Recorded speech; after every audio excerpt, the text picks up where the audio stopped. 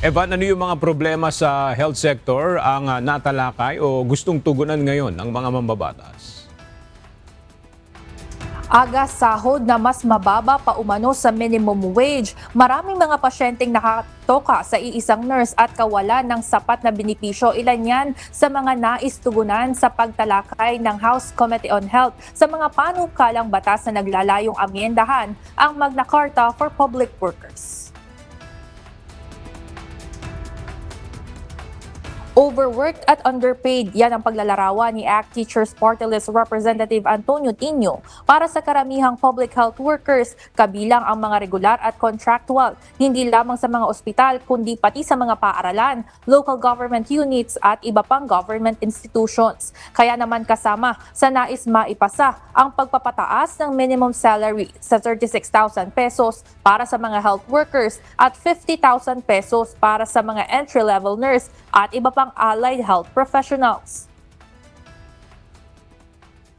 Ang prinsipyo, equal pay for equal work. Pareho namang licensed doctor, licensed nurse, licensed midwife. Bakit iba ang magiging sweldo nila? Diba? Talagang may mali sa sistemang ganon. Kaya bilang pagwawasto, nilagay sa Magna Carta, may equalization. Ang problema, hindi ini-implement or kapos siguro ang pag-implement.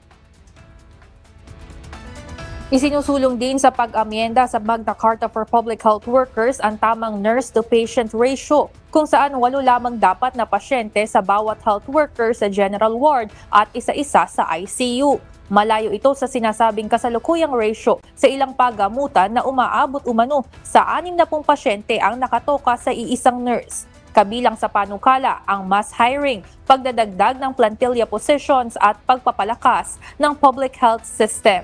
Para kay Dr. Giancarlo Torres ng Philippine Nurses Association, suportado ng grupo ang pag-amyenda sa Magna Carta upang maiparamdam sa mga ito ang kahalagahan ng kanilang serbisyo. Tinulugsa rin ang kalagayan ng mga empleyadong nananatiling job order sa kabila ng tagal sa kanilang serbisyo.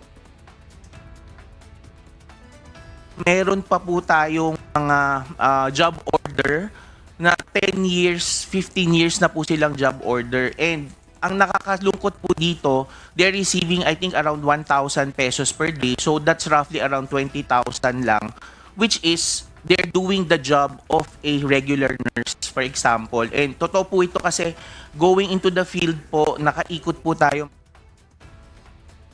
Panawagan na rin ng mga ito ang safe staffing o mas maayos na working conditions para sa lahat ng mga health worker. Aga sa pagtalakay ng House Committee on Health, suportado ang pag-aamyenda sa Magna Carta for Public Health Workers ng Department of Health, PhilHealth at iba pang civil society organizations. Isa rin sa mga naging talking points ay kung mayroon bang budget na manggagaling mula sa Department of Budget and Management ang pagkakaroon ng karagdagang pondo para makapagbigay ng karagdagang sahod at sapat na benepisyo para sa mga manggagawa sa sektor ng kalusugan. Yan muna ang update. Balik sa inyo dyan, Aga. Maraming salamat, Ivan Alvarez.